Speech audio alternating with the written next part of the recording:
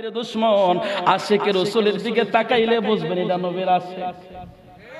কথা বলেন ঠিক কিনা? রে বন্ধু, বন্ধু রে, সুলতান মাহমুদ গজনবী অবাক দৃষ্টিতে বালকের দিকে তাকায় রইল।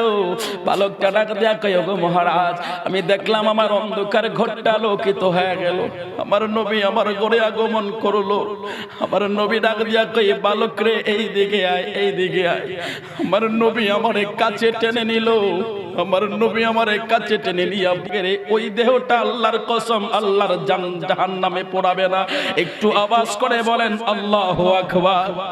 এরা নবীর যদি কেউ একবার দেখে, বাস্তবে দেখো আর স্বপ্নে দেখো, তার জন্য জাহান্নামের আগুন হারাম। আর ওই নবী যদি কাউরে জড়ায়া ধরে, ওই নবী যদি কাউরে কোলে নেয়, জীবনটা কত মূল্যবান হয় এটা তুমি বুঝবা না রে, বুঝবা না। একটা আশিকে রাসূল ছাড়া সেটা কখনোই বুঝতে পারবে না।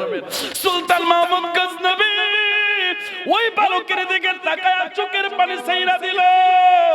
আইরে বালক কই কি, বালকটা কই কি রে, আমার নবী নাকি তার ঘরে এসে তারে জড়াইয়া ধরছে। আমার নবী রহমতের নবী ওই বালকটারে জড়াইয়া ধরলো। বালকটা ডাক দিয়া কই, ইয়া রাসূলুল্লাহ, ইয়া রাসূলুল্লাহ, ইয়া হাবিবাল্লাহ, নবী গো, আমার জন্মের পরে কোনোদিন এত শান্তি আমি আর পাই না। ও মায়ার নবী গো, তুমি প্রেম শিখায়া কোথায় লুকাইলা বলো।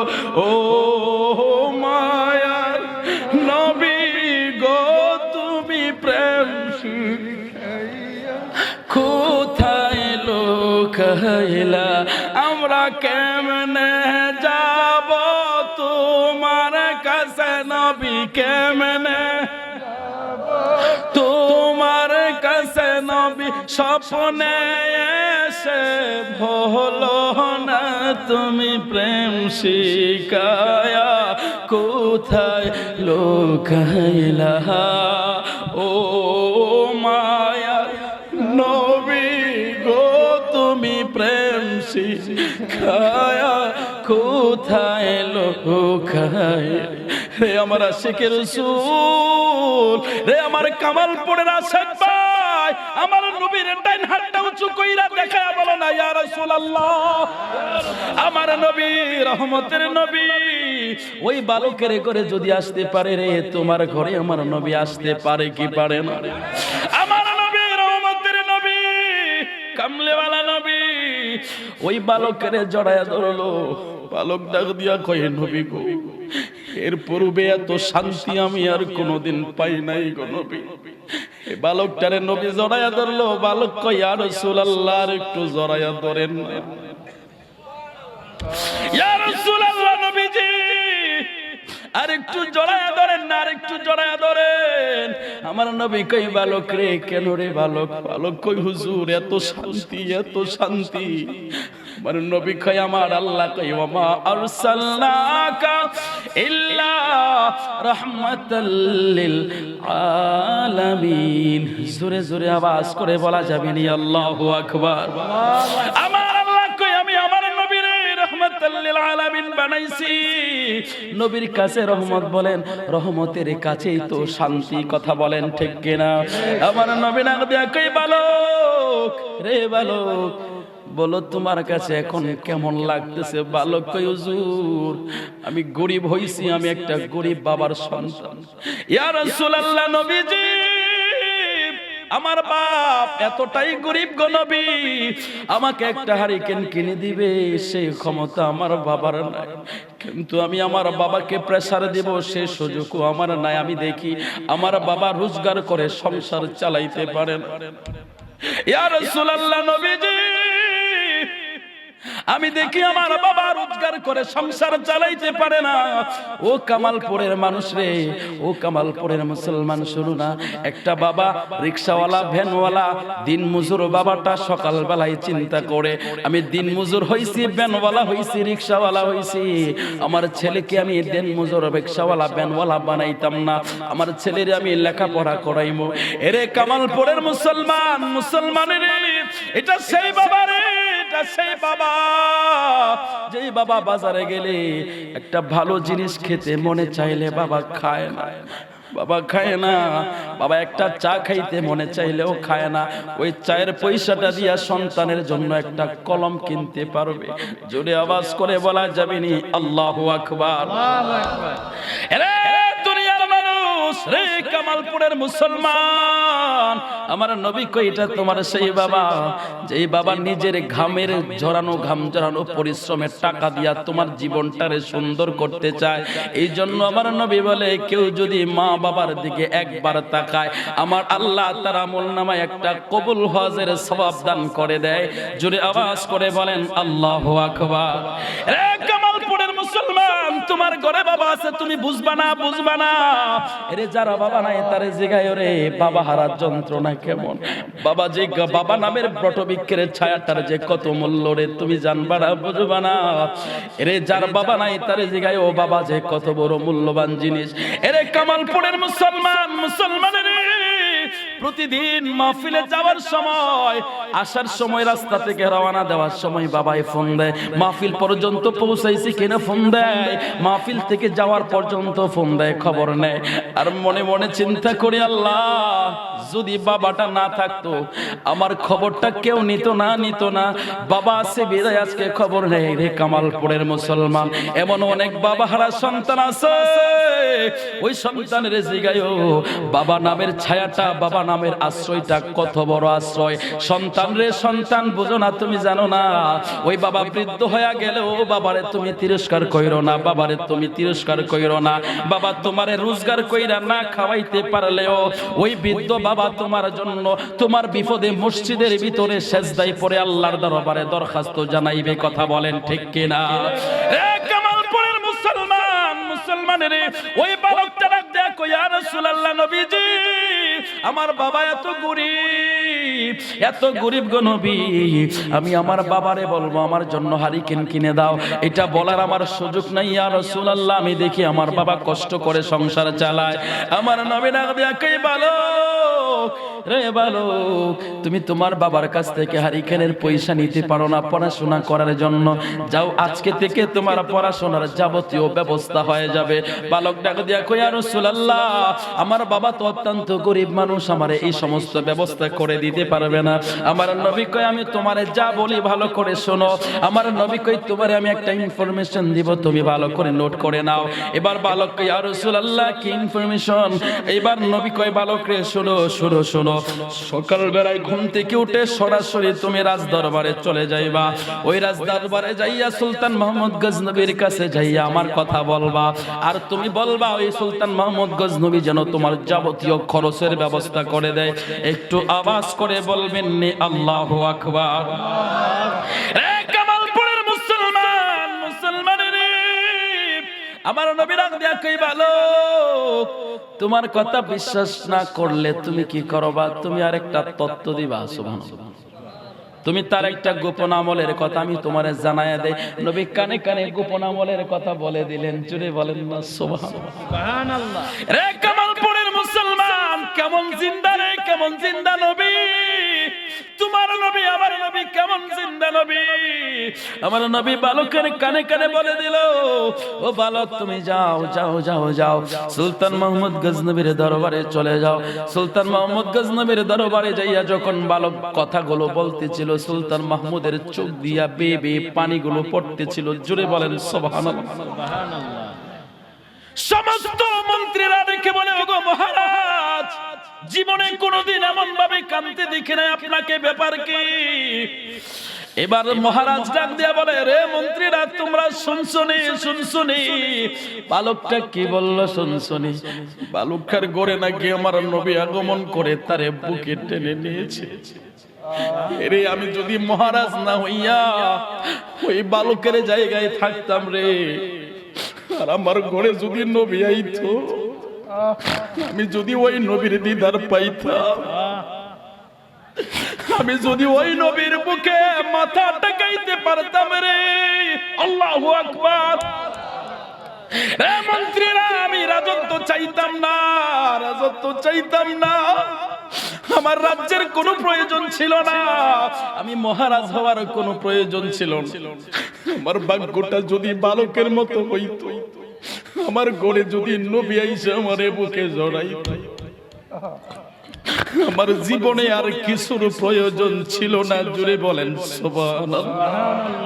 যদি একবার দেখতে পেতাম সোনার মদিনা, বলো যদি একবার দেখতে পেতাম সোনার মদিনা, জীবন আমার ধন্য হতো, জীবন আমার ধন্য হতো, গেলে সোনার মদিনা। যদি একবার দেখতে পেতাম সোনার মদিনা, আরব সাগর পাড়ি দেব, নূর নবীজির রোজা দেখতে যাব, আশা পূরণ করো তুমি, আশা পূরণ করো তুমি, ও গো রাব্বানা। যদি একবার দেখতে পেতাম সোনার মদিনা, বল যদি একবার দেখতে পেতাম সোনার মদিনা। ডান হাতটা উঁচু করে মোহাব্বত নিয়ে বলেন না ইয়া রাসূলুল্লাহ। রে কামালপুরের মুসলমান, মুসলমান রে, এরা আজকে ১,৫০০ বছর পর নবীর কথা শুই না তোমার চোখ দিয়া পানি এসে গেল, নবীর মহব্বতে হৃদয়টা কেঁপে উঠলো। বোঝা যায় রে ঈমান এখনো তাজা আছে। কথা বলেন ঠিক কিনা? একমাত্র ঈমানদার মুমিন ছাড়া নবীর মহব্বতে চোখে পানি আসে না। কথা বলেন ঠিক কিনা? বেয়াদবের চোখে পানি আসবে না, দুশমনের রাসূলের চোখে পানি আসবে না। আবু বকর সিদ্দিকের মতো আশেক যারা হবে রে, তাদের চোখে পানি আসবে। কথা বলেন ঠিক কিনা? সুলতান মাহমুদ গজনবী চোখের পানিগুলো মুছে আর মন্ত্রীদেরকে ডেকে বলে, রে মন্ত্রীরা, যুবকের কথাটা শুনছনি, বালকের কথাটা শুনছনি, এরে বালকের মতো যদি আমি সুলতানের ভাগ্যটা হইতো রে, আমার জীবনটা বড় ধন্য হয়ে যাইতো। এরে নবী যদি বালকের ঘরে আসতে পারে, ওই নবী তোমার আমার ঘরেও আসতে পারে। কথা বলেন ঠিক কিনা? রে কামালপুরের মুসলমান, মুসলমানের ওই নবী হায়াতুন নবী, জিন্দা নবী। জোরে বলেন আল্লাহু আকবার। ওই নবী সমস্ত উম্মতকে নজরে রাখে। সুবহানাল্লাহ। আরো জোরে বলেন। ওই আমি শুরুতে আলোচনাটা করেছিলাম, শেষ বেলা এটা দিয়ে ফিনিশিং দিব, একটু খেয়াল করে শুনেন। আমার নবী নজরে রাখে। আমার নবী কই বালকরে আমি নবীর উপরে দরুদ পড়তে পড়তে ঘুমাইলে এটা কি মনে করছো? আমার নবী কিন্তু মেসেজ দিয়া গেল, মেসেজ দিয়া গেল। আমার নবী বুঝাইয়া গেল, বুঝাইয়া গেল। আমার নবীর উপরে দরুদ পড়তে পড়তে আশেকরা যখন ঘুমিয়ে পড়বে, আমার নবী ওই ভাঙ্গা গড়ে দিদার দিয়া তারে জান্নাতি বানায়া দিব। একটু আওয়াজ করে বলা যাবে নি আল্লাহু আকবার। রে কামালপুরের মুসলমান, মুসলমানের ওই নবীর দিদার পাওয়ার জন্য বিল্ডিং এর দরকার নাই, রাজপ্রাসাদের দরকার নাই। আমার নবী ভাঙ্গা ঘরে আসে, গরিবের ঘরেও আসে। কথা বলেন ঠিক কিনা? সুলতান মাহমুদ গজনবীর চোখ দিয়ে জোরে জোরে করে পানি পড়তেছে। সুলতান মাহমুদ গজনবীর পানিগুলো মাটিতে গড়ায়া গড়ায়া জামাগুলো পড়তেছিল, মাটিগুলো ভিজতেছিল, তার আসনগুলো ভিজতেছিল। সুলতান মাহমুদ গজনবী কই, মহারাজ সুলতান মাহমুদ গজনবীর দরবারে মন্ত্রীরা বলে, হুজুর আপনি এমন ভাবে কান্না করলেন। বলে, কান্না করব না, কি করব শোনো না। ওই বালকের ঘরে নবী আসলো, আমার ঘরে আসলো না। ওই বালকের মতো ভাগ্যবান আমার রাজ্যের ভিতরে বুঝি আর কেউ নাই। জুড়ে বলেন সুবহানাল্লাহ। এবার সুলতান মাহমুদ গজনবী ডাক দেয়, কই বালক, বালক রে, আমি তোমার পড়াশোনার কি খরচ দেব? এবার বালকটা ডাক দিয়া কই, হুজুর আপনি যদি বিশ্বাস না করেন, আমার নবী একটা কথা বলছে আপনাকে বলার জন্য। সুবহানাল্লাহ। কি বলছে? একটা কথা বলছি আমার নবী আপনাকে বলার জন্য। বলে কি কথা, তুমি একটু খুলে বলো। এবার বলে সুলতান মোহাম্মদ গজনবী, আপনি হয়তো বলতে পারেন আমি নবীর দিদার পাইছি কি পাই নাই, সত্য না মিথ্যা, এই কনফিউজের ভিতরে আপনি থাকতে পারেন। আপনার কনফিউশন দূর করে দেওয়ার জন্য আমি আপনাকে একটা তথ্য দেই। সুবহানাল্লাহ। সুলতান মাহমুদ গজনবী নাম দিয়ে কই কিসের তথ্য তোমার কাছে বলো? ওই যুবকটা, ওই বালকটা ডেকে বলে হুজুর আমার নবী বলেছে সুলতান মাহমুদ রে বলে দিও সে প্রতিদিন আমি নবীর উপরে 500 বার দুরূদ শরীফ পড়তো। সুবহানাল্লাহ। আজকে গত এক সপ্তাহ হয়ে গেল, এক সপ্তাহের মধ্যে সে আমার উপরে দুরূদ পড়ে না, এইটা তুমি তারে বইলো না। এই আওয়াজ হবে না, জোরে আরো জোরে। সুলতান মাহমুদ গজনবী অবাক হয়ে গেল। ভালুক বলে কি, এটা তো সত্য কথা। আর আমি যে নবীর উপরে 500 বার দুরূদ শরীফ পড়ি এটা পৃথিবীর কেউ জানে না, এমন কি আমার পরিবারও জানে না, আমার স্ত্রীও জানে না আমি যে নবীর উপরে দুরূদ শরীফ পড়ি। আমি প্রতিদিন 500 বার নবীর উপরে দুরূদ শরীফ পড়ি। এটা একমাত্র আমার নিজস্ব গোপন আমল, একমাত্র আমি ছাড়া আর আমার আল্লাহ ছাড়া কেউ জানে না। আমি গোপনে গোপনে নবীর উপরে দুরূদ পড়তাম। আর আজকে ঠিক এক সপ্তাহ ধরে রাজ্যের এতটাই পেরেশানি আমার মাথায় চেপেছে, যার কারণে আমি সময়ের অভাবে পড়তে পারি না। এক সপ্তাহ হলো আমি পড়তে পারি নাই। আবার ওই বালক এই কথাটা কিভাবে জানলো? নিশ্চয়ই সে আমার নবী থেকে ইনফরমেশন পেয়েছে। একটু আওয়াজ করে বলেন আল্লাহু আকবার, বলেন ইয়া রাসূলুল্লাহ। আমরা সেই নবীর উম্মত যে নবীর উপরে দুরূদ পড়লে আমার নবী হিসাব রাখে কোন দিন পড়েছে কোন দিন পড়ে নাই, কোন সময় আমার নবী কার ঘরে আগমন করবে, কাকে দিদার দিবে, সবকিছু আমার নবী নজরে রাখে। জোরে বলেন আল্লাহু আকবার। আমরা সেই আল্লাহু আকবার। ইয়া রাসূলুল্লাহ রিসালা হযরত মাওলানা ওয়ারিসউদ্দিন হাসান বিল্লাহ সাহেব, নারে তাকবীর, আল্লাহু আকবার। চিল্লায় বলেন আলহামদুলিল্লাহ। আমরা সেই নবীর উম্মত, কথা বলেন ঠিক কিনা? কথাই যখন উঠে গেছে এই কথাটা শেষ করে দেই। কেমন বাদশা ছিলেন, যে বাদশা এতটা রাজত্ব চালানোর পরে, এত বড় তার সিংহাসন, এত বড় তার রাজত্ব, এত বড় একটা রাষ্ট্রপ্রধান হওয়ার পরেও সে সবকিছুর ভাগ দিয়া নবীর উপরে 500 বার দুরূদ শরীফ পড়ে। জোরে আওয়াজ করে কি বলবেন আল্লাহু আকবার? ও মিয়া, তুমি কি ব্যস্ততা তোমার? তুমি কত বড় রাজত্ব চালাও, তোমার এত বড় রাজত্ব যে তুমি নবীর উপরে দুরূদ পড়ার সময় তোমার হয় না। আর যে ব্যক্তি মিলাদ পড়ে, মিলাদের ভিতরে অন্তত নবীর শানে 2, 4, 5 বার 10 বার তো দুরূদ শরীফ হয়। কথা বলেন ঠিক কিনা? এখন তো সেই মিলাদেরও বিরোধিতা, কথা হয় না? সেই মিলাদের বিরোধিতা। মিলাদ থেকে দূরে রাখার মানে কি জানেন? নবীর থেকে দূরে রাখা, নবীর দরুদের থেকে দূরে রাখা। মনে রাখবেন, যারা নবীর থেকে দূরে সরাইতে পারলে আপনাকে কাবু করতে পারবে। নবীর থেকে যত দূরে সরে যাইবেন আপনার জীবন তত শেষ। কথা বলেন ঠিক কিনা? এখানে একটা জিনিস আপনাদেরকে আমি বলি শুনেন। আল্লাহ কয় আমি বান্দার শাহরগের চেয়ে নিকটে, কিন্তু আল্লাহ বলেন আর নবিয়্যু আউলা বিল মুমিনিনা মিন আনফুসিহিম। আমার আল্লাহ কয় আমার নবী হচ্ছে মুমিনের জানের চেয়ে নিকটে। জোরে বলেন সুবহানাল্লাহ। এখন যদি আল্লাহকে প্রশ্ন করি, আল্লাহ আপনি শাহরগের চেয়ে নিকটে আর নবীকে জানের চেয়ে নিকটে রাখলেন, তার কারণ কি? আপনারা কোরবানির সময় কোরবানির পশু জবাই করেন কি করেন না? গরু মহিষ জবাই করেননি? ভেড়া বকরি জবাই করেননি? জবাই করলেই কি সাথে সাথে মারা যায় নাকি কিছুক্ষণ লাফায়? কথা হয় না? সাথে সাথে মারা যায়? সাথে সাথে মারা যায় না। এই তার শাহরগ যখন আপনি কেটে দেন, গলার রগটা যখন কেটে দেন, কেটে দেওয়ার পরে সাথে সাথে মারা যায় না, কিছুক্ষণ লাফায়। কথা বলেন ঠিক কিনা? যখন জান বের হয়ে যায় সবকিছু নিস্তেজ হয়ে যায়। কথা বলেন ঠিক কিনা? আমার আল্লাহ মেসেজ দিয়ে বুঝাই দিলেন, বান্দারে আমি আল্লাহরে যদি দূরে রাখো কিছুক্ষণ হলেও তুমি জিন্দা থাকবা।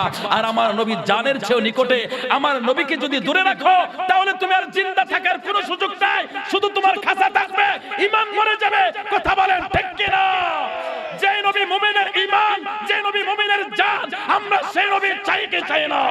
তাহলে একসাথে এক জবানে সবাই বলেন আমার জান মদিনা, আমার মদিনা, আমার জান মদিনা, না ভুলে যেতে চাইলেও ভোলা যায় না, মদিনা ভুলে যেতে চাইলেও ভোলা যায় না। আমার জান মদিনা, না আমার জান মদিনা, আমার ভুলে যেতে চাইলেও ভোলা যায় না, মদিনা বলে যেতে চাইলেও ভোলা যায় না। ডাইন হাত উঁচু করে বলেন ইয়া রাসূলুল্লাহ, ইয়া রাসূলুল্লাহ। রে আমার কামালপুরের মুসলমানের এরে দেখো, নবীর শান বললে হাদিয়াও পাওয়া যায়। মারহাবা বলেন। বুঝতে পারছেন? নবীর অ্যাকশনটা আপনি বুঝেন? নবীর শান বললে দুনিয়াও মিলে আখিরাতও মিলে। সুবহানাল্লাহ। আরো জোরে বলেন সুবহানাল্লাহ। এ বেটা শোন, কান খুলে শুনে রাখো, নবীর বিরোধিতা করতে পারবা, মনে রাখো যতদিন পর্যন্ত এই জমিনের মধ্যে নবীর আশিকরা থাকবে ততদিন নবীর গান গাইবে, নবীর শান গাইবে। আমাদের কণ্ঠকে স্তব্ধ করার মতো ক্ষমতা পৃথিবীর কারো নাই, কারো ছিল না। কথা বলেন ঠিক কিনা? এই দেহে যতদিন প্রাণ থাকবে ততদিন আমরা নবীর গুণগান গাইবো, নবীর শান গাইবো। দুই হাত তুলে আল্লাহকে দেখাও। নারে তাকবীর, আল্লাহু আকবার। নারে রিসালাত, ইয়া রাসূলুল্লাহ। কামালপুর যুব সুন্নি সংগঠন জিন্দাবাদ, জিন্দাবাদ। নারে তাকবীর, চিল্লায় বলেন মারহাবা। দেখেন না, এক ভদ্রলোক মোতালেব হোসেন সালেহী সাহেব, তিনি সুন্নি জামাত ত্যাগ করে ওই জামাতে গিয়েছে। এখন বেচারার ক্যারিয়ারটাই ডুবে গেল। এখন বেচারা ক্যারিয়ারটাই ডুবে গেল। এখন না ডাকে সুন্নিরা, না ডাকে হেরা।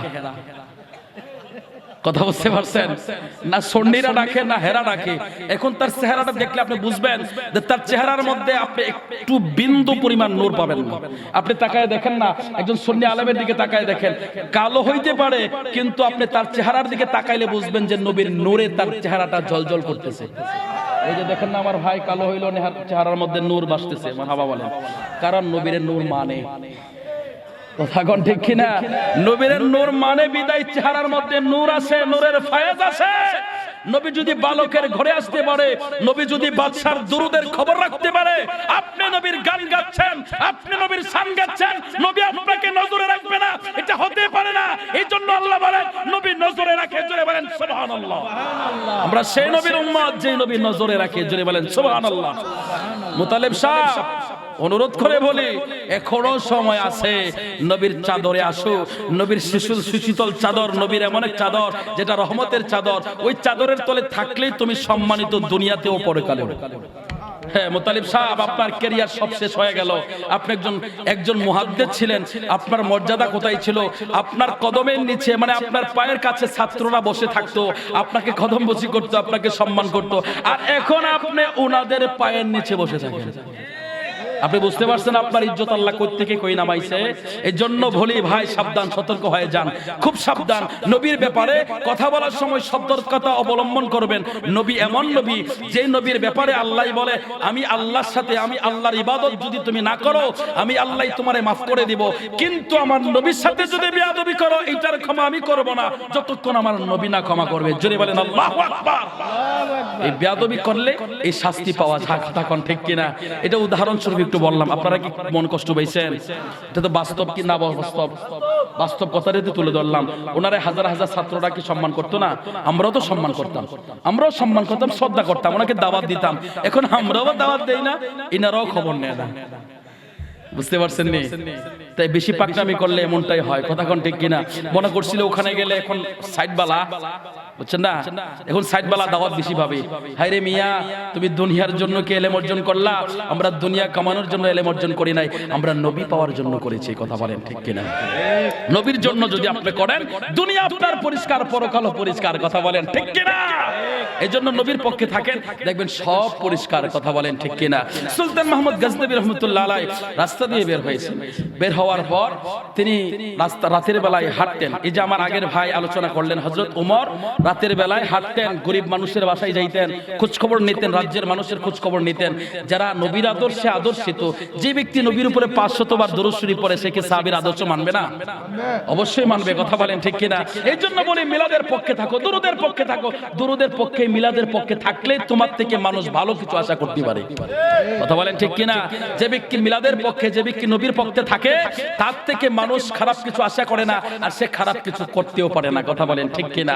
সুলতান মোহাম্মদ গজনবী রাস্তা দিয়ে হেঁটে যাচ্ছেন, হঠাৎ করে তিনি নজরে পড়লো 4টা লোক একসাথে হাঁটাহাঁটি করতেছে। কয়টা লোক?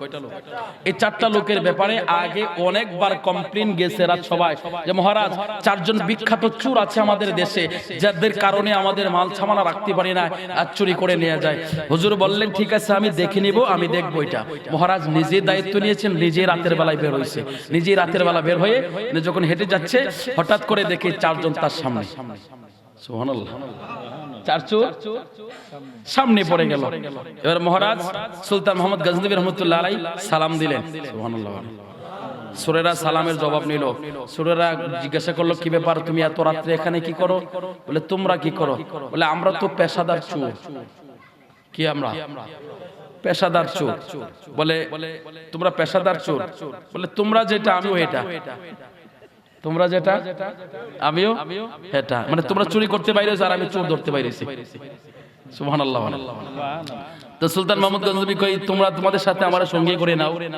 তো ইনারা বলতেছে আমাদের মধ্যে আমরা 4 জনের মধ্যে 4টা গুণ আছে, তোমার মধ্যে কি গুণ আছে? তোমরা যে আমরা সাথে নেব। বলে তোমাদের মধ্যে কি কি গুণ আছে একটু খুলে বলো। এক চোরাই প্রথম চোরাই কইতেছে আমার মধ্যে এমন গুণ আছে, আমি এমন একটা গুণী মানুষ। বলে কি গুণ তুমি বলো। বলে আমি যদি চুরি করতে যাই, ওই বাড়িতে যদি কুকুর থাকে, কুকুর কি বলে কুকুরের ভাষা আমি বুঝি। সুবহানাল্লাহ। কুকুরের ভাষা আমি বুঝি। দ্বিতীয় চোরা তুমি কি জানো? বলে আমি মাটি শুগে বলতে পারি যে কোন জায়গায় রত্ন আছে, টাকা পয়সা আছে। গুণ ছোট না বড়? কথা কন না, গুণ ছোট না বড়? আরেক চোরাই 3 নাম্বারটা কয় 3 নাম্বারটা আমার তোমার মধ্যে কি গুণ আছে? বলে আমার মধ্যে গুণ হচ্ছে বাড়িতে যে কোনো ধরনের লক থাকুক, যে কোনো তালা থাকুক, আমি ধরলে সেটা খুলে যায়। গুণ ছোট না বড়? বিশাল বড়। 4 নাম্বারটা বলে আমার 4 নাম্বারটা তোমার গুণ কি? শেষ গুণ কি তোমার? বলে আমার গুণ হচ্ছে আমি যদি কাউকে রাতের আমাবস্যার সময় অন্ধকার গুটগুটে অন্ধকারের সময় কাউকে দেখি, সকালবেলা আমি তারে চিনতে পাই। কোন ছোট না বড়? 4টা গুণ সবচেয়ে বড় বড় গুণ। এবার 4 চোরাই বলতেছে যে আমরা যে তোমারে আমাদের সাথে নেব, তোমার গুণ কি বলো? তোমার গুণ ছাড়া তো আমরা নেব না। সুলতান মোহাম্মদ গজনবী কই আমার মধ্যেও গুণ আছে। সুবহানাল্লাহ। বলে তোমার মধ্যে কি গুণ? বলে আমার মধ্যে গুণ হচ্ছে তোমরা যদি চুরি করে ধরা পড়ে যাও, আমি যদি দাড়ি নাড়া দেই, আমার দাড়ি নাড়াতে তোমরা খালাস পেয়ে যাবে। আরো জোরে বলেন সুবহানাল্লাহ। 60টাই কই ফাইসি রে, হের দি গুণ বড়, হের গুণ বড়। বলে তুমি যে আমাদের সাথে চুরি করতে যাইবা, তোমার মুখে কিন্তু দাড়ি আছে, চুরি ধরা পড়লে কিন্তু তোমারে ফিডাইবো বেশি, কিলাইবো বেশি। তুমি দাড়িওয়ালা, তুমি কে চুরি করতে আইছো? বলে হে চিন্তা তোমাদের না, আমি তোমাদেরকে দাড়ি লাড়া দিলেই তোমরা বেঁচে যাইবা। ছোটরা কই তাহলে তো কাজ করা যায়, আজকে তাহলে ছোট মোটো চুরি করতাম না, আজকে বড় চুরি করবো। কই কি চুরি করবা? বলে আজকে সুলতান মোহাম্মদ গজনবীর বাড়িতে চুরি করবো, মহারাজের বাড়িতে। কার বাড়িতে করবো? মহারাজের বাড়িতে চুরি করবো। মহারাজ কই? সাথে। সুলতান মোহাম্মদ গজনবী কোথায়? সাথে। কয় আজকে মহারাজের বাড়িতে চুরি করবো। মহারাজ কই ঠিক আছে চলো। আস্তে আস্তে হেঁটে হেঁটে গেল, বাড়ি পর্যন্ত পৌঁছে গেল। সুলতান মোহাম্মদ গজনবীর বাহির বাড়িতে 2টা কুকুর পালতো। কয়টা? 2টা কুকুর পালতো। সুলতান মোহাম্মদ গজনবীর দেখে কুকুর কাছে আসছে। তো 4 চোরাই আর করে কয় তুই না কুত্তার ভাষায় বুঝছস? কয় দি কুত্তা কি কইতাছে? কয় কুত্তা কইতাছে বুঝলাম না, কুত্তা দি কইতাছে মালিক বলে সাথে ওই। 4 চোরাই কয় না রে, তোর আজকে গণা সঠিক হইছে না, তোর আজকে গণা সঠিক হইছে না, তুই আজকে ভুল গণছস, ভালো করে গণ। কই না রে ভাই, কুত্তার গণা সঠিকই, আমার গণা সঠিক আছে, কুত্তাই কইতাছে মালিক বলে সাথে হই। কই না তোর গণা আজকে হইছে না, মালিক আবার সাথে হয় কেমনে? আমার সাথে তো চুর এনে, আমরা সাফাত চুর মিলে আছে, চুরি করতে পাইছে, মালিক সাথে থাকবো কেমনে? কই না কুত্তাই তো কইতাছে মালিক সাথে। বুঝলাম। এবার আরেকটাই, দ্বিতীয়টাই কয় তাড়াতাড়ি লক খোল। হাসা হাসা লক দৌড়ছে, খুলে গেছে তালা। টাকা পয়সা কাট্টি কুটি বাইন্দা সব 4 চোরাই মিল্লা লয়ে গেল। সকালবেলায় মহারাজ তো জানে কোন দিকে গেছে আর কোন কোন জায়গায় রাখছে টাকা, কারণ রাতে তো উনিও ছিল সাথে। উনি ছিল না চুরি করার সময়, উনিও তো সাথে ছিল। তো কোন কোন জায়গায় কি রাখছে সবই তো উনি জানে। সকালবেলায় সিপাহী পাঠিয়ে দিল, অমুক জায়গায় মধ্যে মাল চুরি করে রাখছে, আর অমুক জায়গার মধ্যে 4 জায়গায় আছে, ওটা ধরে নিয়ে আয়। সুবহানাল্লাহ। সুলতান মোহাম্মদ গজনবী সকালবেলায় রাত সিংহাসনে বসে গেল, চার চোরারে চারদিক থেকে ধরে গ্রেফতার করে আনলো।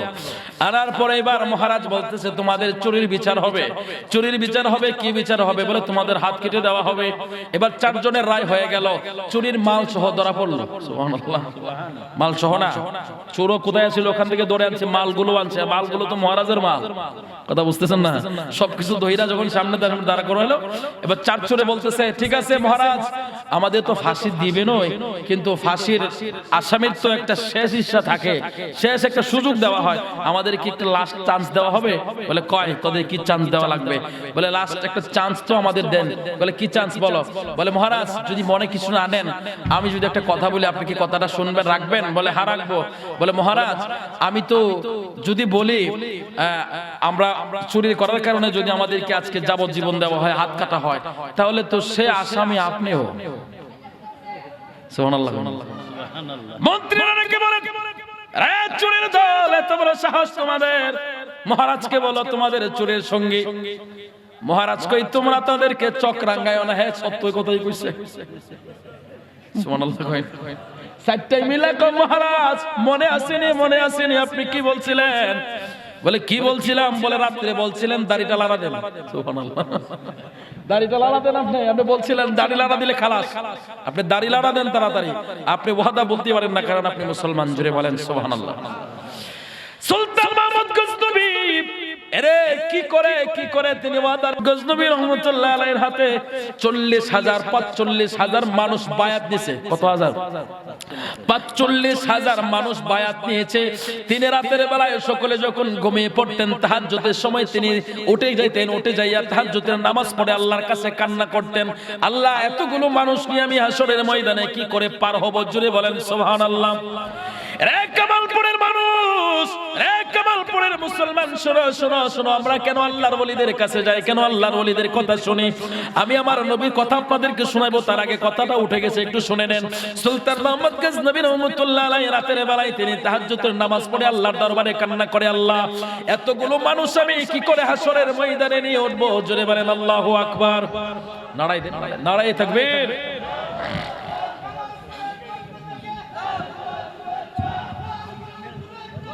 নারে তাকবীর, আল্লাহু আকবার, নারে রিসালাত, ইয়া রাসূলুল্লাহ, প্রধান অতিথির আগমন, স্বাগত, প্রধান অতিথির আগমন, শুভেচ্ছার স্বাগত, কামালপুরের পক্ষ থেকে,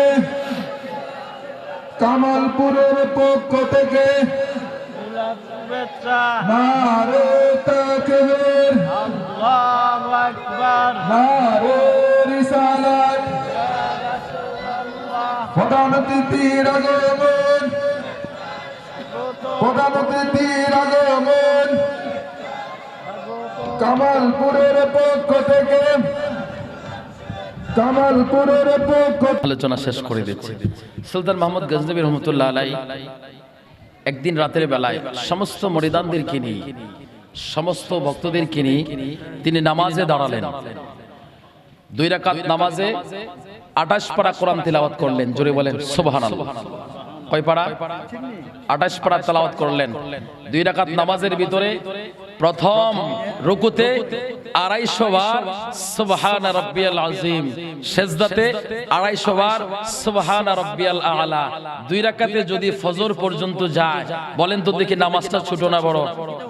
জোরে করে বলেন না, ছোট না বড়? বিশাল বড় না? এত লম্বা নামাজ পড়লেন। 45,000 মানুষ থেকে 40,000, হ্যাঁ 44,000 মানুষ বিদায় নিল। 44,000 মানুষ বিদায় নিল। এরপরে তিনি যখন সালাম ফিরালেন, সালাম ফিরানোর পরে তিনি তাকায় দেখে মাত্র 45 জন মানুষ আছে। 45,000 থেকে মাত্র 45 জন মানুষ আছে। এর মধ্যে একজন বৃদ্ধ মানুষ, যার বয়স ছিল 215 বছর। কত বছর? 215 বছর। ওই বৃদ্ধ লোকটা বলে, হুজুর আজকে নামাজটা আরেকটু লম্বা করতেন যদি। বলে কেন? সবাই তো ভাইগে গেল, 45,000 মানুষে চলে গেল, তুমি কি বলছো লম্বা নামাজ আরো আরো আরো লম্বা করবো? বলে হুজুর আমি নামাজের ভিতরে 7টা জিনিস আমার আল্লাহ আমারে দেখাইছে। জোরে বলেন সুবহানাল্লাহ। আপনারা শুনছেন না, আসসালাতু মিরাজুল মুমিনিন, নামাজ হচ্ছে মুমিনের মেরাজ। জোরে বলেন না সুবহানাল্লাহ। বলে হুজুর আজকে আমি আল্লাহর সাথে মেরাজ করেছি, আমারে আল্লাহ 7টা জিনিস দেখাইছে। জোরে বলেন সুবহানাল্লাহ। 7টা জিনিস যদি 1 মিনিট করে বলে 7 মিনিট তো লাগবো নাকি? 10 মিনিট করে বললো তো লজ্জার সময় না? হুজুরকে বসা রেখে কি কথা বলা যাবে? তো যাই হোক, ইনশাল্লাহ আমি আর সামনে যাচ্ছি না। ইনশাল্লাহ যদি সুযোগ হয় পরবর্তীতে ইনশাল্লাহ বলবো। আমার আলোচনাটা আমি এখানে শেষ করে দিচ্ছি, যেহেতু হুজুর চলে আসছে। হুজুরকে সামনে বসায় একটা উলি শান বলি, কি বলেন আপনারা? বলেন আমার সাথে সাথে। আরে ডুব দিলে রূপ দেখতে পাবি রে, তুই ডুব দিলে রূপ দেখতে পাবি রে, পাবে তোর খুদে মহাজন, পাবে তোর খুদে মহাজন। পীরের দিল দরিয়ায় ডুবে দেখ ওরে আমার মন, পীরের দিল দরিয়ায় ডুবে দেখ ওরে আমার মন। দিল যখন হবে খাঁটি বুঝতে পারবে উজান বাটি, কোথায় কি রতন আছে সেই নদীর ওই গম্ভীরে তেরে, আছে সেই নদীর ওই গম্ভীরে তেরে। কত মানিকার কাঞ্চন, কত মানিকার কাঞ্চন, পীরের দিল দরিয়ায় ডুবে দেখ ওরে আমার মন। চিল্লায় কোন মারহাবা। মারহাবা। হুজুরের আগমনে আপনারা খুশি না বেজার? একটা নারাই হবে, নারে তাকবীর, নারে রিসালাত। জিহাদি হুজুরের আগমন, পিশাব হুজুরের আগমন, মাহফিলের পক্ষ থেকে